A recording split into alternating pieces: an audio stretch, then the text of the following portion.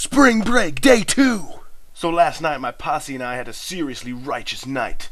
My relative homies and I, some people call them family, I call them relative homies, went to chow on some choice grub.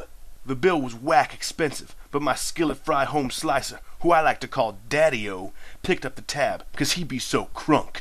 Then I head to my main man Jay Sizzle's house for some substance abuse. The substance we were abusing? Marvel vs. Capcom 3. Jay Sizz think he the man at MVC3, but he be trippin'. Then we put in this choice flick, the live-action Super Mario Brothers movie, and here's my 3-word review. It was ballin'! And then I went home, watched some TV, read a book, and went to sleep. As for today, who knows what kind of bad moves we gonna bizzust in his ear?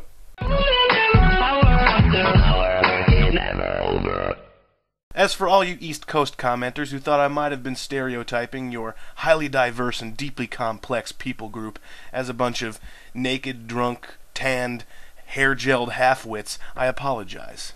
I realize that some of you wear clothes, that some of you abstain from libations, that some of you are melanin deficient. Goodness knows I can sympathize with you on that last one.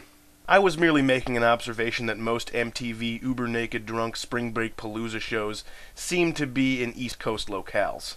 Nothing personal, I assure you. Good afternoon, butt kickers. It's March 19, the 78th day of 2011, which means that 8 years ago today, President George W. Bush ordered the start of the war against Iraq. Yeah, I got nothing. I mean, it's not like I could say anything new, funny, or serious on the matter. So allow me to contribute my 2 cents to the whole unhappy issue by not contributing my 2 cents.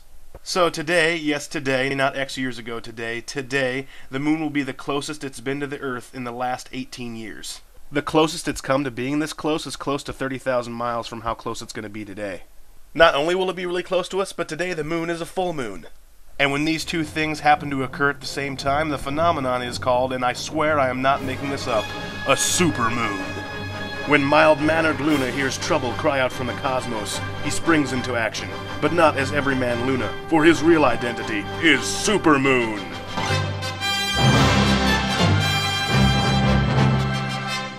It's a bird, it's a plane, it's a natural satellite. No wait, it's Supermoon!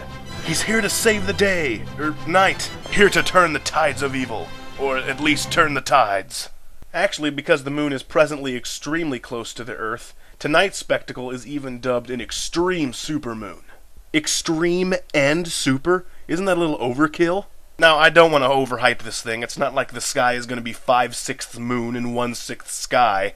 But, I mean, it'll be a cool thing to look at if you're into that kind of thing. Also, if you're not a werewolf. Unfortunately, it'll only be a supermoon for one night, tonight. Because just like kryptonite from Superman's home planet of Krypton makes him lose his powers, when the moon gets close to its home planet, i.e. Earth, it also loses its powers. But don't worry, downtrodden citizens, for the supermoon will return to fight another day. Night! Here's hoping his arch-nemesis Lex Lunar won't keep him from showing up tonight. And that is the last supermoon joke that I have written down. So until tomorrow, I'm Griff, and I'm still talking.